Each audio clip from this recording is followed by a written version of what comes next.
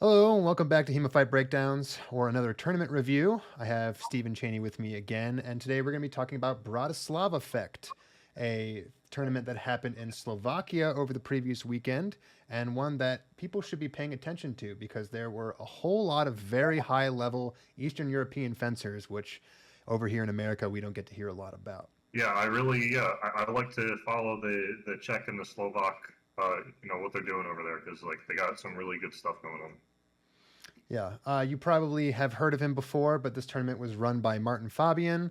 The tournament, as far as I recall, hasn't happened since 2019. It was basically put on hiatus due to COVID, and this is the first time it's happened in some 5 years.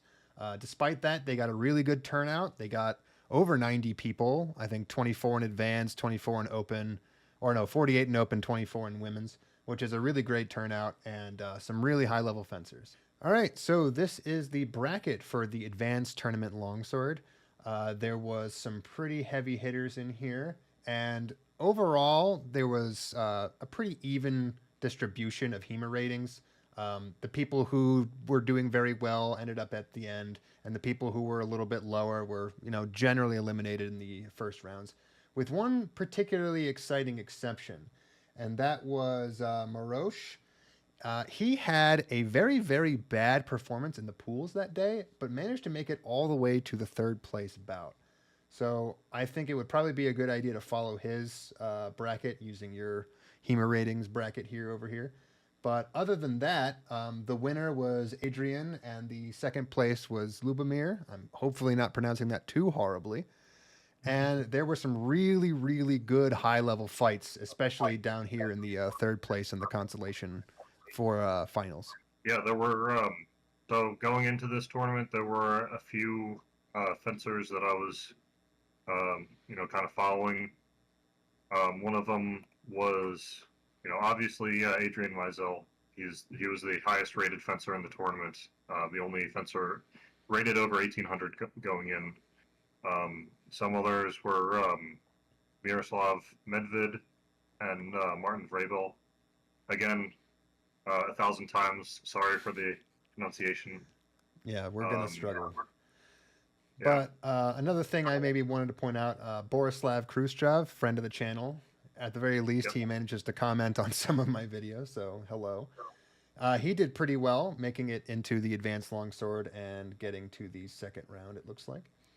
But with Yeah. that, I think what we're going to do is we're going to look over, in particular, Marosh's run because it was a very, very interesting run. So, what you're going to see here is something pretty interesting. Marosh, which, if you remember from the previous on the bracket, did very, very badly in pools, losing 4 out of 5 of his matches and with a negative 11 indicator score. And what's interesting about this is that his HEMA rating also going into this, it wasn't exactly the lowest in the bracket, but it wasn't the highest either.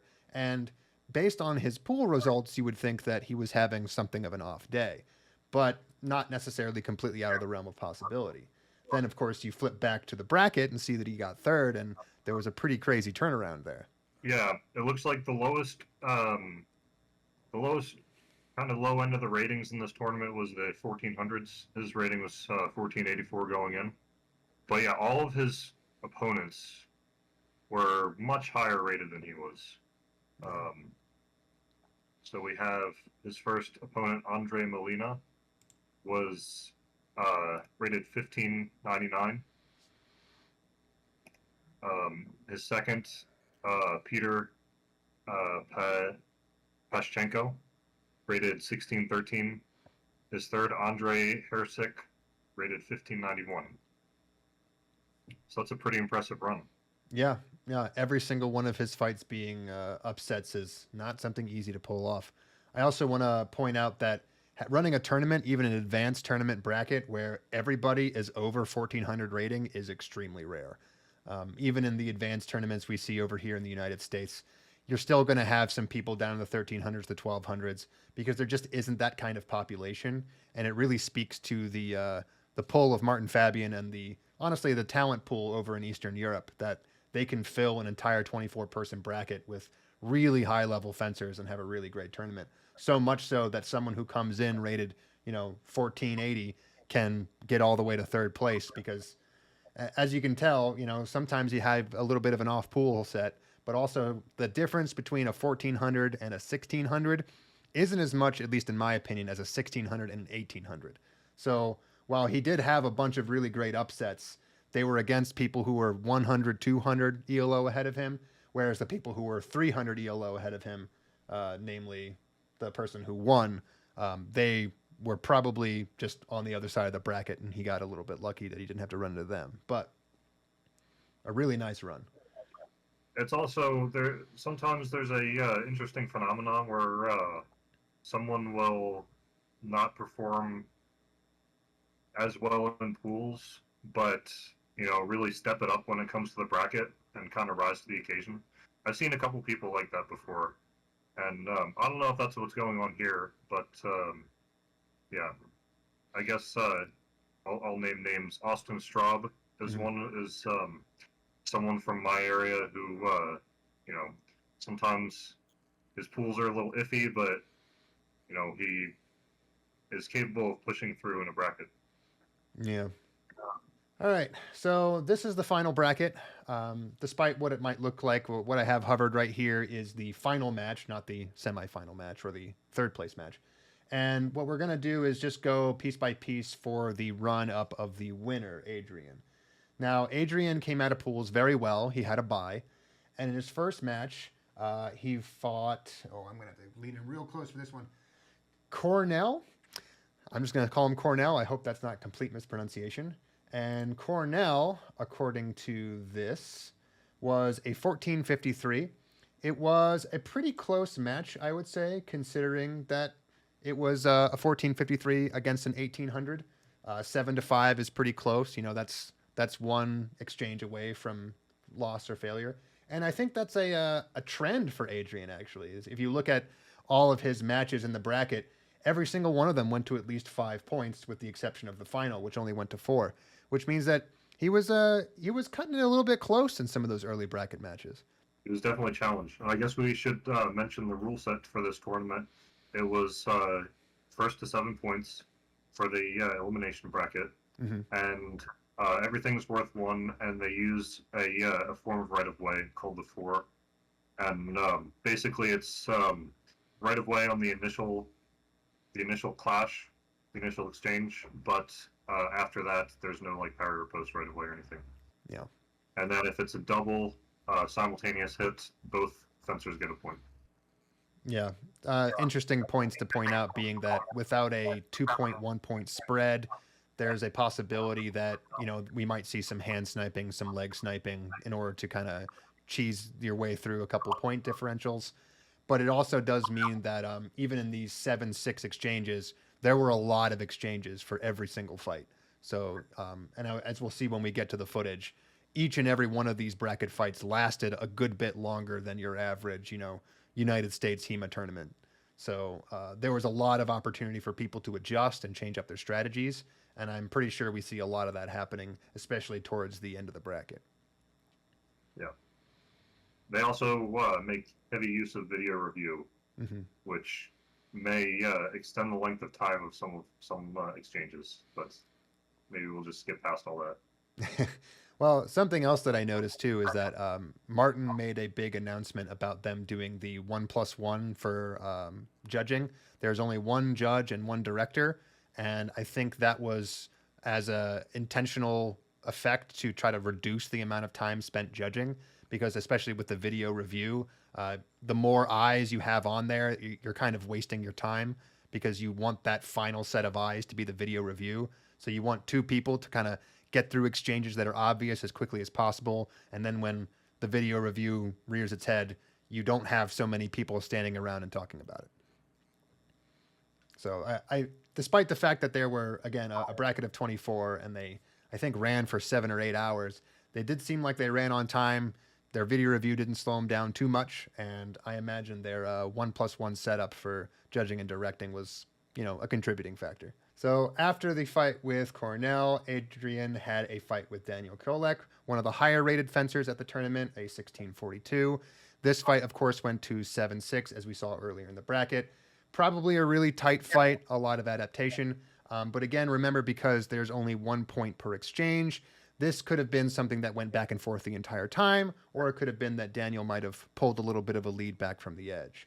Either way, probably a pretty exciting fight, but probably not half as exciting as it was when Adrien immediately after fought Miroslav Medvedev, a 17-26, and I think the second or third highest rated person in the tournament that day. Up there, something like that. I remember there only being one or two 1800s, so a 17-26 is probably up there. And that fight, as we can see here, went to 7-5. So another interesting sort of differentiation of points given and taken. It seems like Adrien does a little bit better maybe against people who are more on his level as far as rating goes. And perhaps it also says something about Adrian's particular style of getting points, where he maybe doesn't mind so much being 1 or 2 points ahead and just maintaining that lead the entire length of the fight. After that, of course, Adrien fought Lubomir in the finals, which was the lowest amount of points his opponent got on him that day, 7-4. A very good fight, which I watched earlier on the live stream, and one that we'll be reviewing today. All right, so we're going to move on to everyone's favorite part, the tournament fight review. This is going to be the third place match between Miroslav and Maros that we went over a little bit earlier.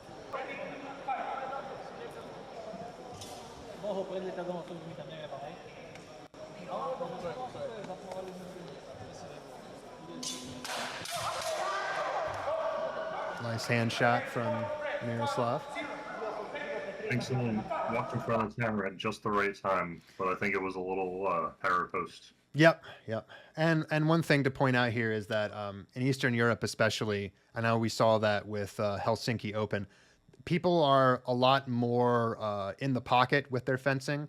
They're far more willing to kind of get into range, stay in range, and exchange blows back and forth, where I think in certain other parts of the world, somebody would be committing far more forward or backward. And, they would have exited maybe a little bit earlier. So this also kind of goes a little bit with the rule set, where those hand shots and those leg shots from that extended range are probably what we're going to see a lot of. Yeah, I've also heard that due to, the prevalence of the threat of one-handed attacks, people tend to stand a little further apart. Mm-hmm. I don't know if that's true or not, but I have heard it. Okay. Second exchange here. There's that one-handed stuff you're talking about.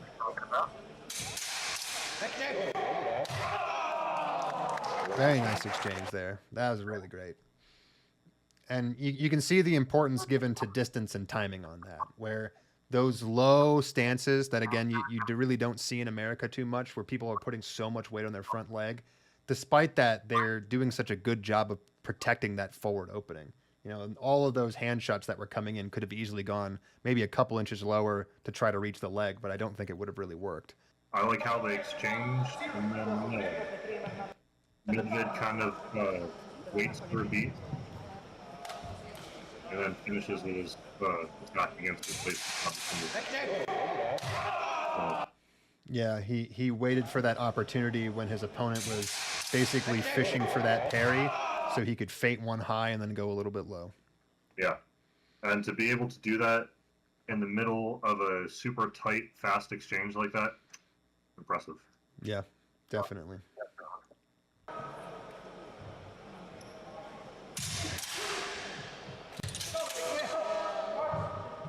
Looked like an attempted cut from the right that landed on top of the head, and then a follow-up after they got a little bit too low. Yeah, hard to tell what exactly happened there.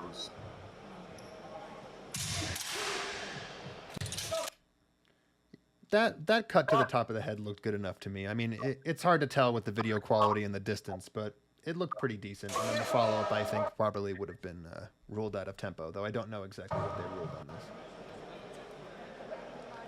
Looks like they didn't know either. Yeah. Did they do anything in particular when they went to video review, by the way? Or was it just like somebody walked over? Because it looks like this person on the left here is the person in charge of video review, and they look like they're right on the edge of walking in there and showing them the video. Yep. Yeah, okay. Yeah, so that's how that works. Yeah, they just kind of go look at the video, and then we see. That's a really interesting way of trying to do video review, because I think a lot of people get bogged down in the logistics of trying to put like a real expensive camera up in some kind of advantageous angle, when I think just a smartphone and a person in charge of it is probably good enough.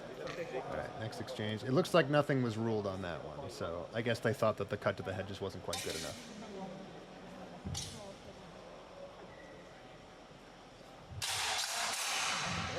Really close on that headshot.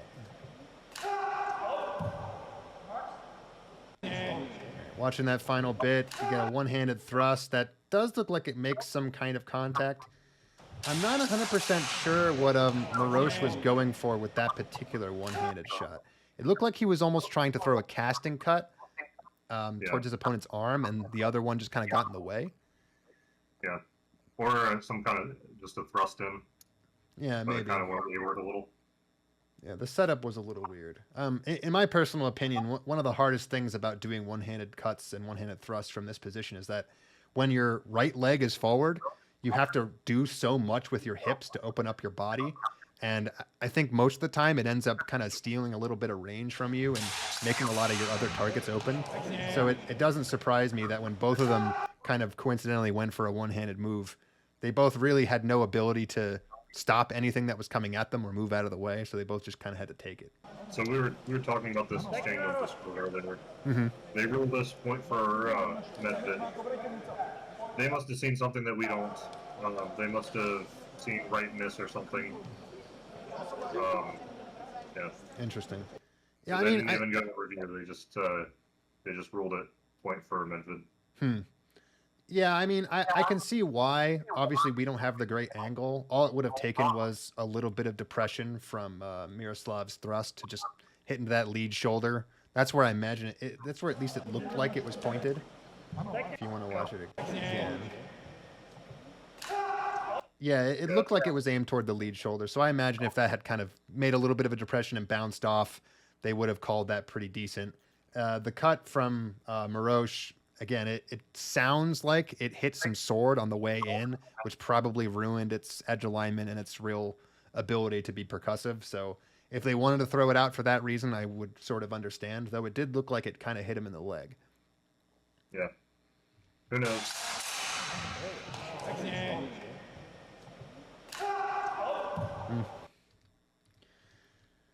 All right, well, aside from that, yeah, 1 point for Miroslav.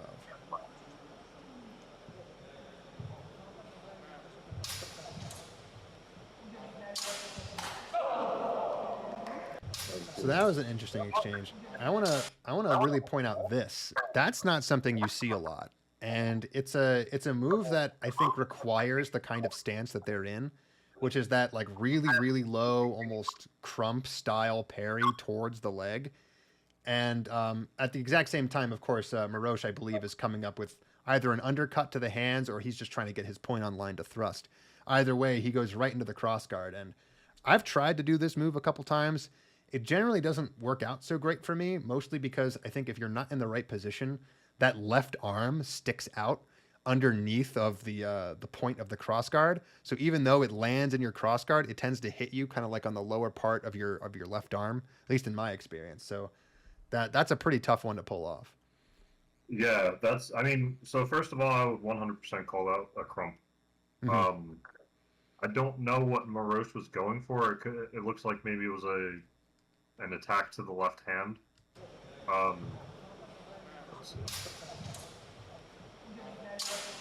Yeah, a little undercut. Attack to the bottom of the hands. Okay. So this is actually something that I do sometimes. I don't think I've done it much in tournament, but against people I know who I know like to go for low thrusts and stuff, I'll hold my sword a little bit higher and then do the attack with crossed arms against it. Because then if they're going for your hands, like you said, you can scoop it up into your cross and then go for something. It's low. We know that low thrusts and low things in general are difficult to defend against. But that is one way of doing it, and it looks like you did a really good job of it here. Yeah. And then, of course, afterwards, he pulls out, gets another little mid-tempo feint, Because, of course, when you're stuck down there in that position, one of the disadvantages is that you, of course, have to pull immediately back out of it to throw any kind of threat. So, after you cross your hands, you then have to unwind them. And in this particular case, Miroslav did a really good job of making sure that he didn't just go the most obvious route, unwinding his hands directly towards his opponent's head, which I think probably would have gotten parried, but then coming up to a center and then going back down the exact same line right when Maros returned to a long point to try to make sure he could cover all his bases. Yep. Really nice exchange.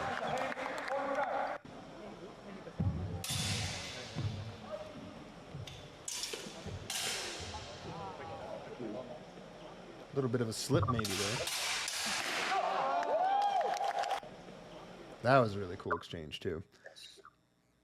The beginning part, you can even before that, those preparations, goes for the Zwerhau, and Yeah. does a lot of winding from one side to the other. Doesn't score with it.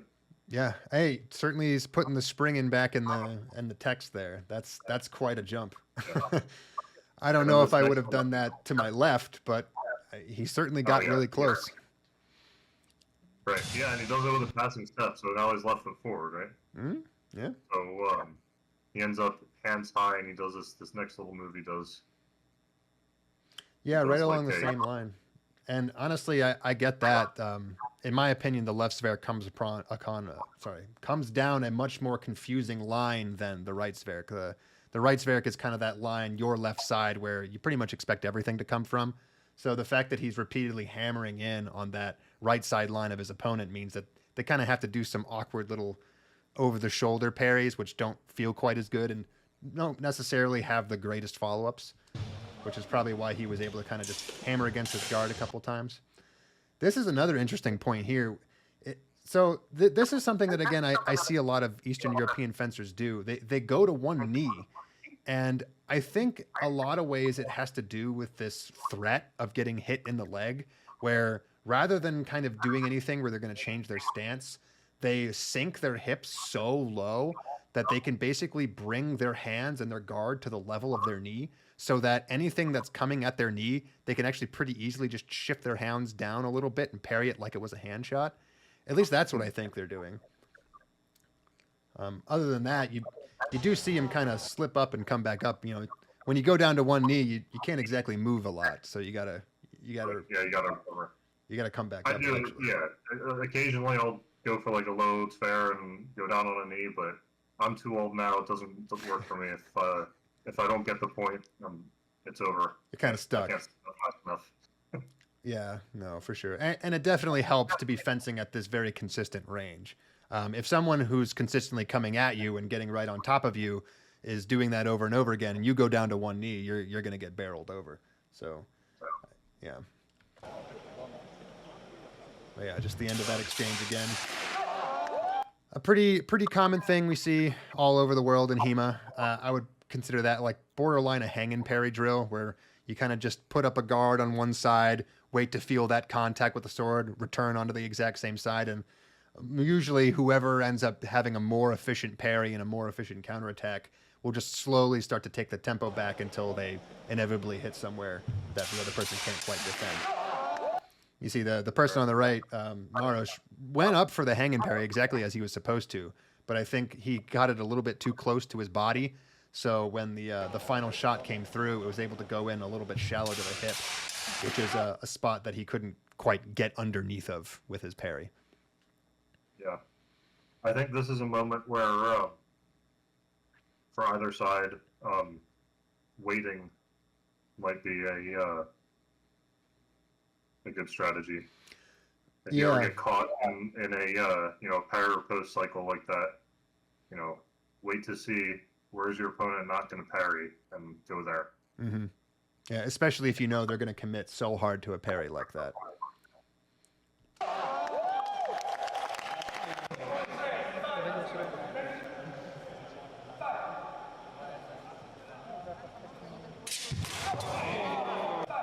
A nice, good thrust into a Zver combination. Again, really great footwork. It's really hard to pull off that technique when you're exploding that far forward and on one leg. So, yeah, kudos for that one. Yeah. Now in this one, Maros does get their post as well as yeah. Yes. So he gets a hit on the head there. Yeah. He challenges this, Hmm. which I think is a good challenge, but they uphold from Medved. So Okay. So we're gonna see a challenge here. I guess they thought that the post was too late, maybe. All right, we got our review process. They go to the phone, they watch it, and normally I'd skip past this, but I think it's interesting with their video review. Is there another person with a camera over by the director too, or is that just a? Oh no, yeah, it looks like they have two cameras.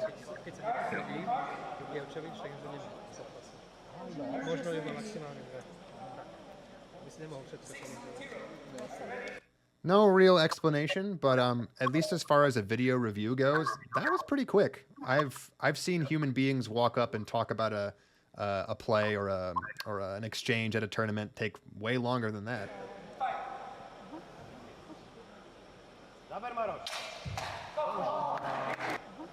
Sounds like there might have been a hit on the first one. Oh no, Yeah. yeah. That's one of those situations where like steel. yeah, yeah. And I hate to judge based on sound, but that's one of the few areas where you pretty much don't have a choice.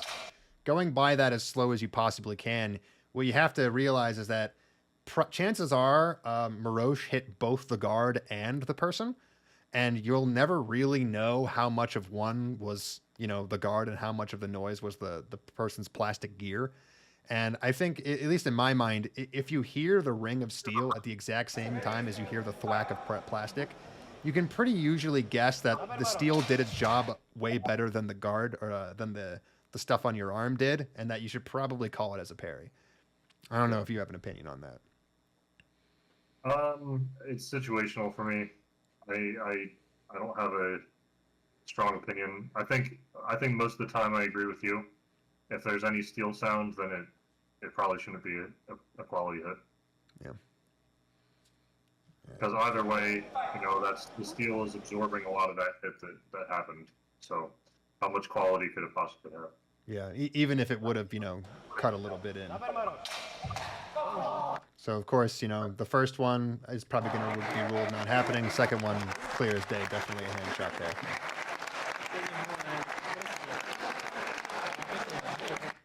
So yeah, I really like that match, even though it was kind of a blowout, kind of one-sided. I think there were some really awesome exchanges there, and yeah, it's just a really good example of fencing, I feel. Yeah, and a great showcase of both people's style. Even if Marosh didn't really feel like he got to demonstrate it. Yeah, I think the match was closer than the score suggests. Mm-hmm. Yeah, plenty of exchanges there where the only difference between a Miroslav point and a Marosh point was a quarter of a second and just one mistake. Because as we saw, Marosh had plenty of instances where he threw a pretty legitimate counterattack or afterblow that was just nullified by the rules. I mean, obviously, with this one, it wouldn't really matter, but I would be interested to see if we did a full weighted kind of thing, whether or not Marosh would have come away with a few more points, from his head after blows. It didn't happen very many times. I think it only happened like twice, but it would have certainly, I think, reflected the end result a little bit better than 7-0. Yeah. Yeah, I mean, I think Medved definitely was the better fencer here in this match. Yeah. I think he definitely deserved the win, regardless of rule set. But yeah, right. Might have been closer. Right. All right, so we're gonna review the finals match now. We actually have a really good video that I think was a little bit better than the live stream. Although it's worth pointing out that there's no overlay this time. So Lubomir is over here on the right. That is the person who got second place. And Adrien is over here on the left. That is the person who will end up winning. Spoilers, I guess. Yeah, this is so. This video was uploaded and filmed by Borislav Krustov. Mm-hmm. So Yeah. So before we even get into this, one thing that I want to mention is the guy on the right, Lubomir. I was kind of rooting for him throughout the tournament because he is a left foot forward fencer, which as some out there may know, I'm a fan of. I like it when people use left foot forward. So yeah, just want to mention that. I like it too, even though I am certainly not good enough at it to ever pull it off. Yeah, I'm excited that like it can, even in this kind of meta where like everybody's kind of doing I don't want to say a similar style, but like there's definitely a feel to how people fence and like a meta. And even in this situation, left foot forward is viable. So I like to see that. Oh yeah, oh yeah. Not just viable, but like can get you to the finals. Oh, competitive for sure. Right. Yeah, no, and you'll probably notice that he's in a pretty typical guard for someone with their left foot forward, which is you have to kind of keep your arms a little bit low, and you have to make sure that you can threaten with that cut, but still not just casually expose your arms, because that's usually one of the pain points, at least for me, whenever I try to fight with my left foot forward. I just get my hands ripped apart. All right, so first exchange, we've seen it a couple times now, but it looks like. Oh God, I'm gonna forget every time. Lubomir goes for a little bit of a Shielhow there, while Adrien kind of walks into it. At the exact same time, he throws a little bit of like a left Zverkow kind of deal that looks like it might have been a little bit too close, but would certainly have hit the shoulder. Yeah, I think Adrian comes in for a left side cut, right, and it's kind of Lubomir kind of deflects it with his short edge and does a little, Oh like yeah, catches you're with right. it, and then catches him with like the flat or the short edge to the head slash Yeah, arm area. for sure. No, I hadn't even noticed that little short edge deflection on the way in. It's very subtle, but yeah, you're right. That definitely does happen. He flicks his point up into a little bit of a cron, comes back underneath. I don't know how they ruled this one. It looks like they ruled it for Point for Lubomir. Lubomir. Yeah. Yeah.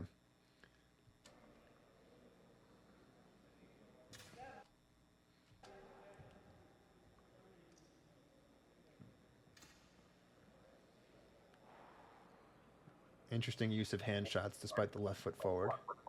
Although I will say, in this stance, the one-handed thrusts are going to be a lot more threatening because his hip and his arm and his leg are all in the same position.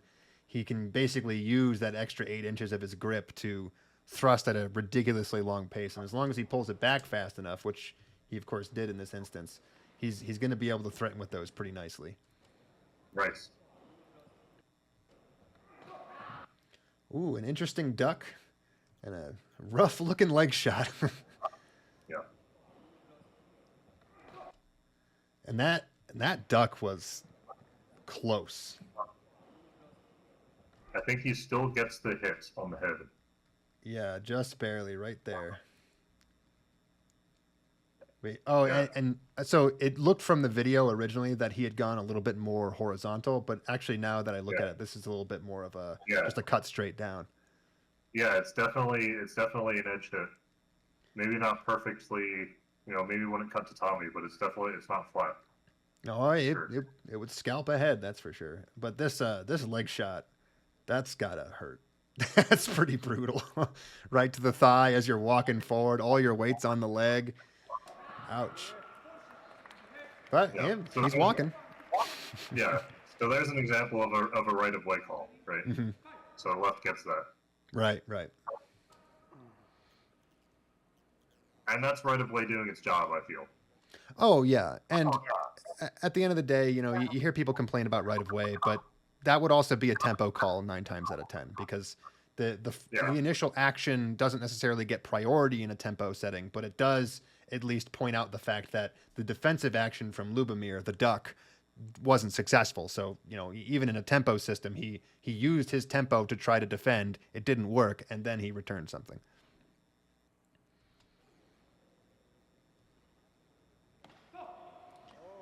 Clean leg shot.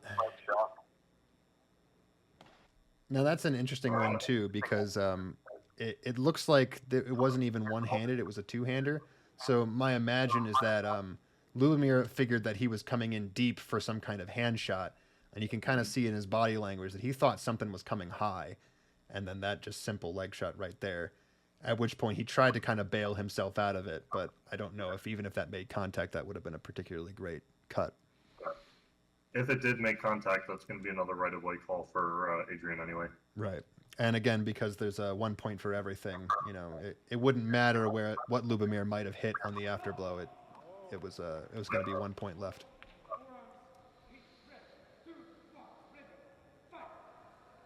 So now it's 3-1, looks like, from the scoreboard. Mm-hmm.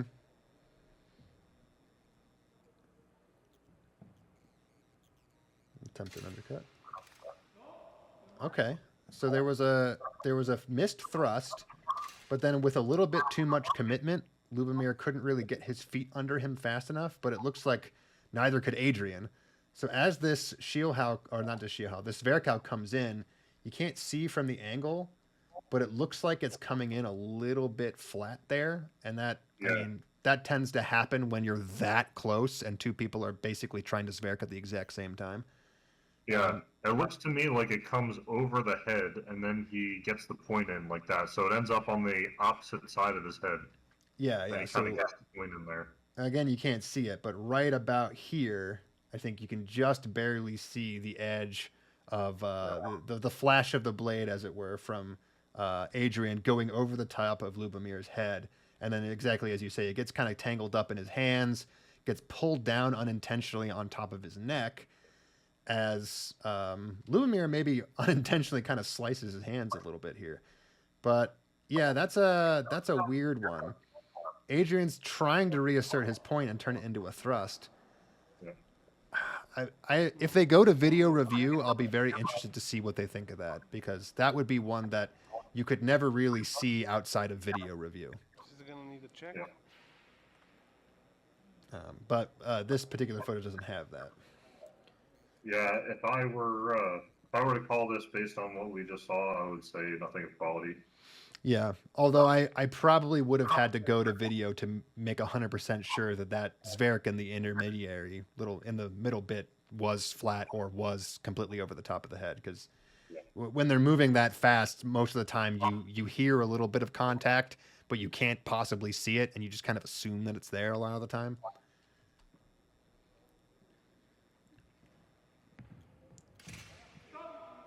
So that was an interesting exchange. Adrien goes for that leg shot again. Lubomir has a pretty nice counter to it. He pulls his leg back and he goes for that thrust. His target's pretty great. It might have just been a little bit of luck that he doesn't actually land this. Yep. Because it doesn't. It looks like it maybe just misses by an inch off of the right shoulder of Adrien there. And then afterwards they return to normal. Lubomir tries to do a stop thrust in the middle of Adrian's preparation, but actually, maybe it does make some decent bend there. Again, it's hard to tell even in slow-mo. Sometimes slow-mo can lie to you. That can just be the natural flippy floppiness of our fetters moving through the air. You don't necessarily know whether or not a tip was properly planted there, but if it was, that would have been a pretty good stab, followed by a high committed over the back, heads on your hand, hands on your head, Zverk low, which I don't know if it would have landed so great as a cut, but given that Lubomir has to keep walking forward, he certainly stabbed himself in the thigh a little bit there.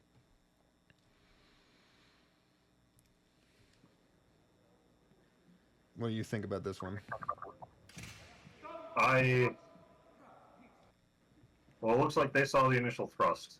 Okay. So I'm going to go with the fact that I thought it missed it first in the video, but you pointed out that bend. So I think, given that the ref saw it, I think it's a pretty clear, initial attack from Lubomir lands. Yeah. Yeah, but it's good to point out that, seriously, sometimes video review only makes it harder. Fetters flop all over the place as they're going around, and just looking for bend generally isn't good enough. Yeah, I think if you do video review, you should be careful of slowing down the footage. Maybe do 3/4 speed, maybe half speed. But if you go too slow, then everything gets too muddled up. You can't really tell what's actually going on and what's just, you know, an artifact of the slow motion. Yeah, and you can see that in any one of my slow-mo video reviews. Like even at the higher frame rate, the things the blades do in the air that you don't realize is happening is pretty astounding.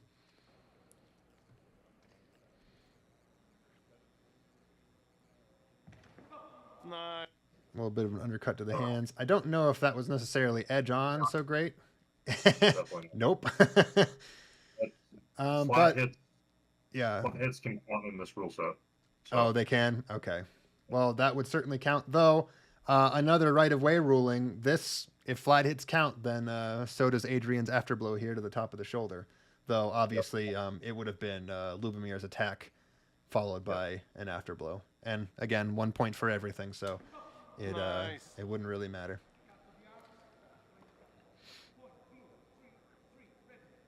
3-3. Yeah.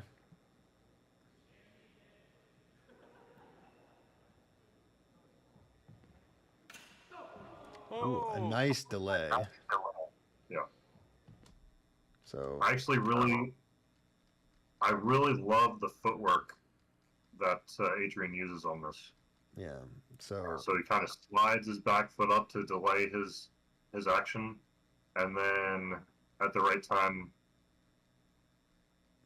he brings it forward. yeah. And what's interesting is if you watch Lubomir's blade, he comes in for what probably was supposed to be a shield how, and then at the last second, like right here, you see it kind of pivot off to the side in an attempt to parry instead. That's not that requires a lot of really good blade control just to even attempt something like that. Halfway through a pretty well committed descending cut, even though again it's a little flat. To be able to just go and seek your opponent's blade in the middle of all that because you know you're not going to make it all the way, that's pretty crazy. Of course, when he does try to seek Adrien's blade, thanks to the footwork and the delay, there is no blade or no bind for him to get. He ends up going a little bit too far past Adrien's blade, which allows him a free hit straight down to the top of the shoulder. Oh. Also might have been a little bit spicy. Those top of the shoulder ones can hurt. Yeah.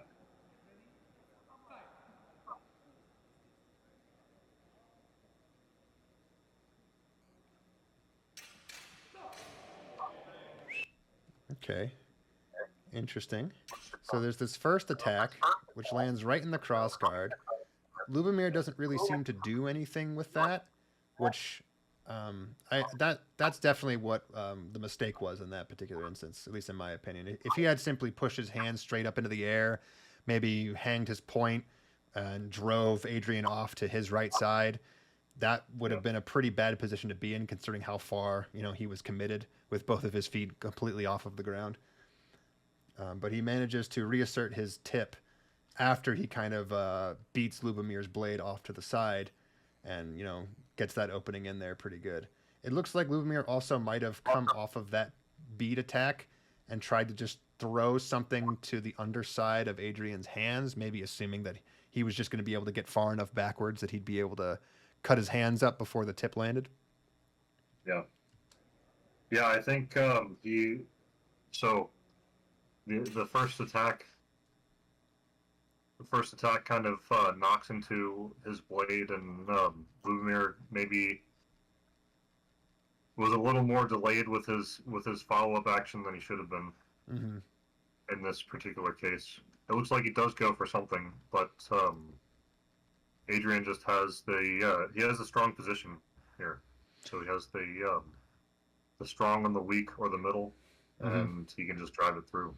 Yeah, and that of course means that Lubomir's counterattack has to go out and around that cross guard, otherwise it's not going to have a target to hit. Right, or he's got to do a more committed parry, either way. But it was a good read by Adrien to follow up on that initial thrust. Yeah, no, that's a very common thing to see when someone goes for a thrust but doesn't quite continue with that commitment forward. They're often giving up a strong position just because they assume that if they overcommit, they're going to get punished. But in a situation like that, yeah, especially in right of way, like it's risky. Like if your initial attack is over, it's risky to keep going. But right? sometimes it pays off.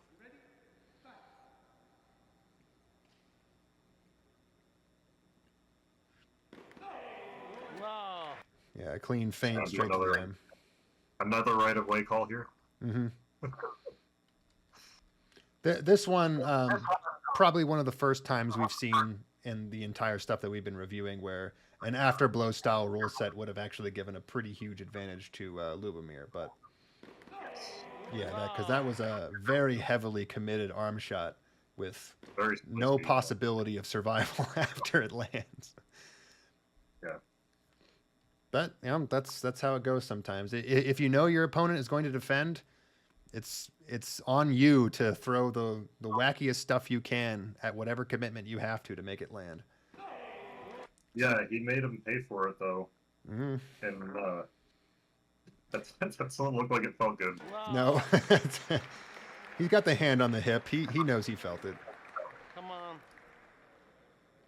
There's a wave of apology.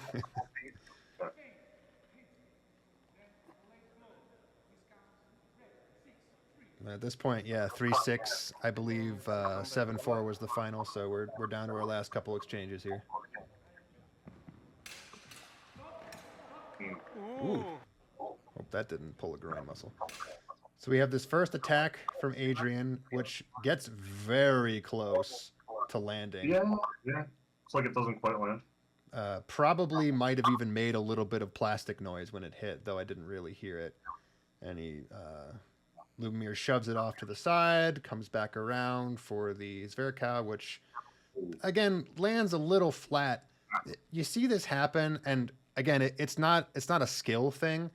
If you over-rotate your hips when you're Zverking, you often put your arms in a lose-lose situation where basically because your hips are attached to your shoulders, if you over-rotate your hips too much, suddenly there's going to be this pull on your right shoulder that's going to basically turn you into a position where you start turning your back to your opponent.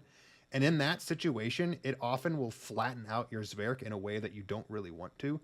At least in my opinion, one of the reasons this happens so much is because people don't really think about the grapple follow-up. And while I don't necessarily have a problem with like grappling being in or not being in longsword exchanges, I don't really care.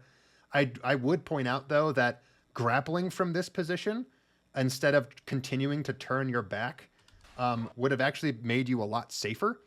It would have actively prevented your opponent from being able to do anything else. So if right as this Zverkow lands, Lubomir had kind of just assumed that it was bad, taken his left hand and just bound up the arms of Adrien, he could have made sure that at least, well, in this case he fell down, but he wouldn't have been able to pull his sword free. And of course, if you're able to go all the way to the ground and you see Lubomir kind of backing off to the right side here, if Adrien had stayed on his feet, there's a possibility he could have backed up, swapped positions with his opponent, and, maybe could have continued that if the Zverk just hadn't landed. Yeah, we don't see too much grappling in general in these matches, and I think it's kind of a I think it kind of speaks to kind of a maturity of meta, because hitting with the sword is the path of least resistance, right? It's Right. easier to hit with the sword than it is to grapple. So if you're focused on grappling, does that have the same, in the long run, does that have the same return on investment as just getting in a better position to hit with the sword and be done with it? Oh yeah, and honestly, as people get better and faster, the faster your blade work is, the more impossible it is to grapple out of any situation. So it's always one of those situations where, at least in my opinion, grappling is something that you can do to try to level the playing field against somebody who's maybe just like coming at you a little too hard, but it's not something you can use to level the playing field against somebody who's got faster or better blade work than you. And I think that's something that kind of gets lost in translation sometimes, where I'll talk about the importance of learning how to grapple, but I don't necessarily mean that it's going to save you or get you a win. It's pretty much just something that occasionally you can pull out if you really want to throw somebody off, or you really want to take advantage of a situation that is, as you can tell, gets messy or just gets unusual. Because sometimes, when these things do happen, grappling is one of those skill sets that if you don't know how to do, you can put yourself in a really bad position unknowingly and then let somebody else who does know maybe a little bit more of how to do it take complete advantage. Yeah, I agree. I agree with that completely. And yeah, there are also cases where, grappling is the optimal strategy. So, for example, grappling. So, grappling is probably the clearest way to score a point. If you have your opponent's arms bound up and your point in their throat, there's no question if you scored. So, if judging accuracy is in question, then maybe grappling is a better option.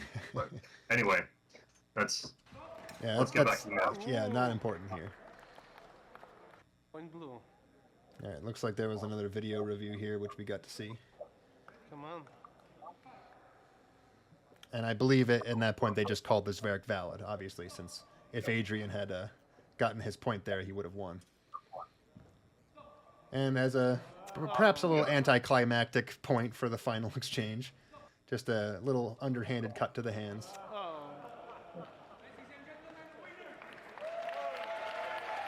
All right, and yeah, that's the fight. 7-4. Good stuff. Yeah. Again, a really good display of skill and technique, and again, a very unique Eastern European style that we don't get to watch a whole lot from some really high-level fencers. All right, so that was everything as far as Bratislava Fecht goes. Hopefully no one's too angry at us for mispronouncing names, but hopefully you have a better understanding of how high the skill floor can be in an Eastern European tournament. So if you're ever traveling in that area and you want to say hi to Martin Fabian or any one of the fantastic people at this tournament, definitely do so, because you're going to get some really, really good fights. And not just from Eastern Europe, but I think there were some people from Germany and I think, the Nordic countries as well. So it's a place where people should be paying a lot more attention to the kinds of fighters that are coming out of that area that, being Americans, we don't necessarily get exposed to a whole lot. Yeah. Follow this stuff, right? Follow Slovakia, follow Czechia. We got Poland. We got Blackhorns Cup. We got Pardubiski, Mech. We got Tiernow. We got Zielinski Kunst. Unfortunately, it's very hard to find video of them. I've been trying a lot, but yeah, follow them. Go on HEMA ratings. Check out who the top players are in those people, and look out for them. Yeah. Right. Because there's lots of good stuff going on over there. Mm-hmm. All right. And if you want to see more videos like this, feel free to subscribe to the channel. We'll be doing more Eastern European tournaments in the future. All right. See you next time.